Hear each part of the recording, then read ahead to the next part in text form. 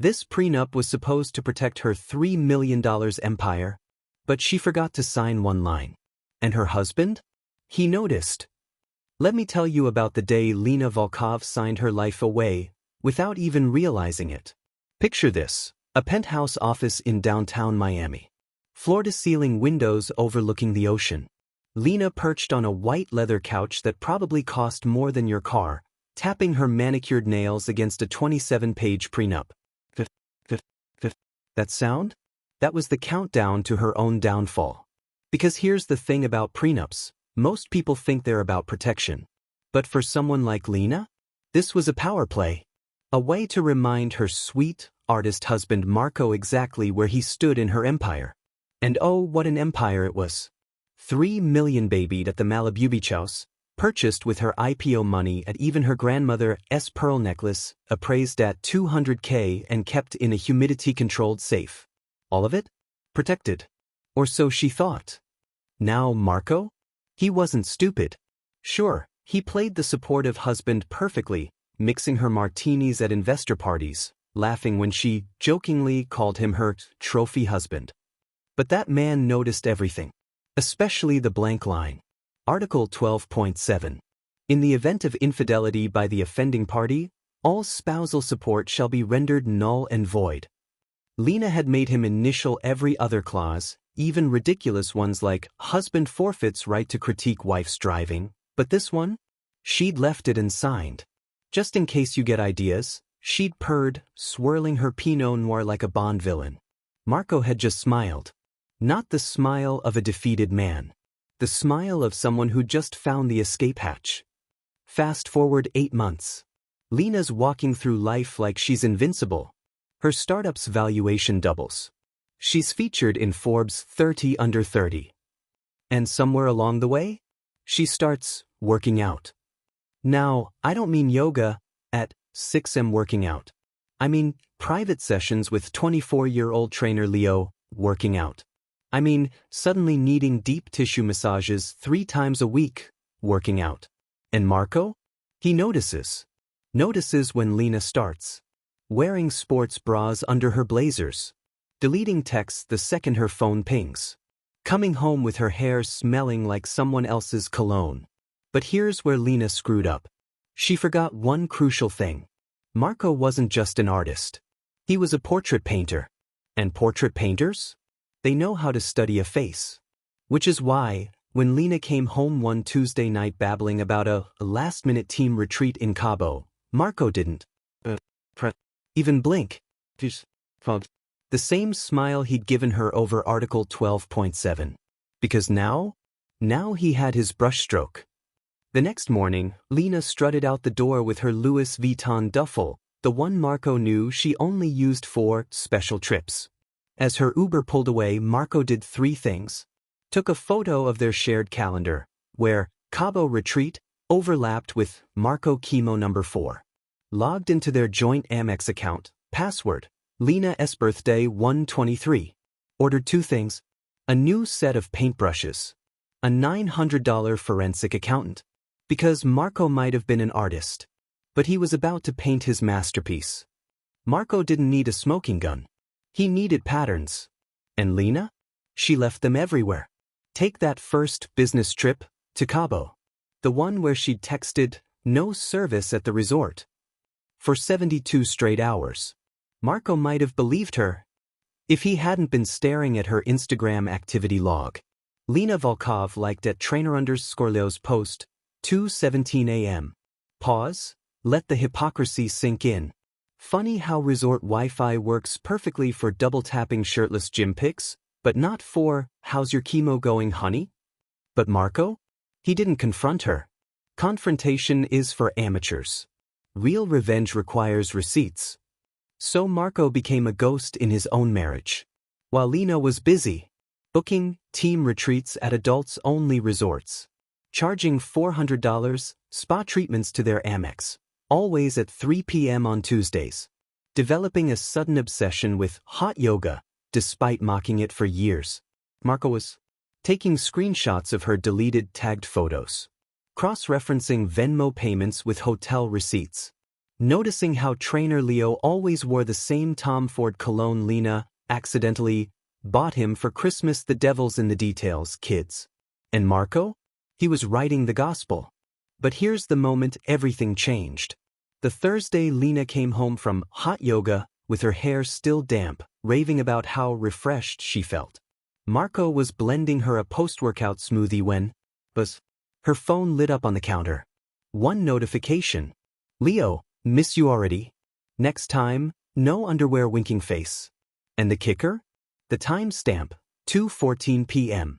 Right in the middle of what her calendar called Q3 budget meetings. Marco didn't throw the blender. Even breathe differently. Took a photo. Because anger is temporary. Evidence? That's forever. Enter Exhibit B, the storage locker. Remember that $200 per month charge Lena called archives for old business files? Turns out business files meant a king-size bed from the W Hotel, receipt taped underneath. 3 bottles of that Tom Ford cologne. And, this is my favorite part, a custom neon sign that said Leo and Lena in hot pink. Pause for 0.8 seconds, let the audacity land. Marco's forensic accountant nearly choked when she found the purchase order. $1,800. Charged to their joint business account. Which, under Article 7.3 of Lena's beloved prenup, made it marital property. Now, most people would have stormed into a lawyer's office right then. Not Marco. He waited 11 more days. Because chemo round number 5 was coming up. And Marco wanted Lena to look him in the eyes while she lied about working late. Wanted to memorize the way she'd fuss with her necklace when fabricating stories. How her left eyelid twitched when saying, I'd never betray you. That saccharine, feel better, baby. Text she'd send from Leo's bed. Every lie? Another brush stroke. The morning of Marco's chemotherapy session, Lena did something unusual. She kissed him goodbye. Not the distracted peck she'd been giving for months. A real, lingering kiss, the kind that used to make him weak in the knees. And as she pulled away, Marco saw it. That flicker in her eyes. Not guilt. Relief. Relief that he was too sick to notice her. Smearing on Leo's favorite lipstick. Stuffing a silk nightgown in her tote. Checking her reflection 3 times before leaving. Sound effect. Front door slam echo effect. What Lena didn't know. Marco had scheduled his chemo for 3 p.m. Her spa appointment was at 2:30. While Lena was getting deep tissue in room 214 of the Sunset Motel, Marco was doing 3 things. Emailing his forensic accountant the GPS logs from Lena's Mercedes. Filing a motion to compel Leo's Venmo history. Signing his name on one devastating line. Petitioner invokes Article 12.7. Sound effect. Pen scratching on paper. That unsigned clause Lena thought would never apply to her? It was about to become her epitaph. The divorce proceedings lasted 17 minutes. Not because Marco's lawyer was brilliant, though she was, but because Lena made one fatal mistake. She brought Leo to court. Sound effect. Courtroom murmurs rising. The moment that tan, muscle-bound idiot strutted in wearing a $3,000 suit she'd bought him, the same cologne from the receipts, a smirk that made the judge's nostrils flare. Let's just say the gavel came down faster than Lena's stock price. By 4:30 p.m. that day, Lena lost. White heavy checkmark 50% of Volkov Cosmetics, marital asset.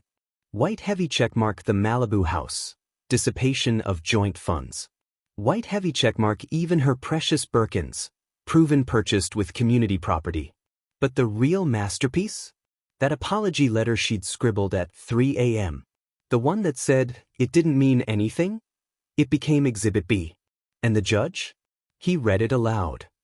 Marco, I hope one day you'll understand how lonely it is at the top. Turns out, she was right. Because when Marco donated her entire Birkin collection to the Women's Cancer Alliance, Lena learned exactly how lonely the bottom feels. Lena Volkov didn't just lose a husband. She lost Google results. Because Marco's sister? The one Lena always called just a TikTok lawyer? She posted a 37-second video titled, "How to Lose $3 Million in 60 Seconds," and used Lena's own courtroom apology as the audio, overnight. Lena's LinkedIn flooded with homewrecker DMs. Her female founder podcast interview got edited out. Even her dry cleaner lost her $8,000 fur coat, but the real dagger? Trainer Leo's verified comment. "We were on a break." With 3 crying laughing emojis, turns out, karma's got a sense of humor. Asterisk, let's talk numbers. That $3 million empire? Gone. Volkov Cosmetics investors pulled out after the CEO's lack of judgment memo. Her penthouse sold at auction for 60% below value. The neon sign was still hanging. Even her beloved Mercedes got repossessed when she missed payments, but here's the beautiful part. Marco didn't take a penny. He donated every asset to 2 places. The Cancer Alliance, with a plaque, from Marco, who survived worse. A local art school. For students betrayed by muses, Lena's greed built that fortune. Marco's pain redeemed it. You're waiting for the part where Lena learns humility, right? Wrong.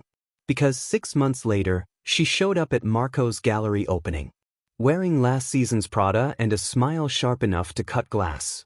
"I've grown," she told TMZ. "Real power is rising from the ashes." And for a second, it almost sounded convincing. Until the camera panned left. And there was Marco, arm around the forensic accountant, sliding a pearl bracelet onto her wrist.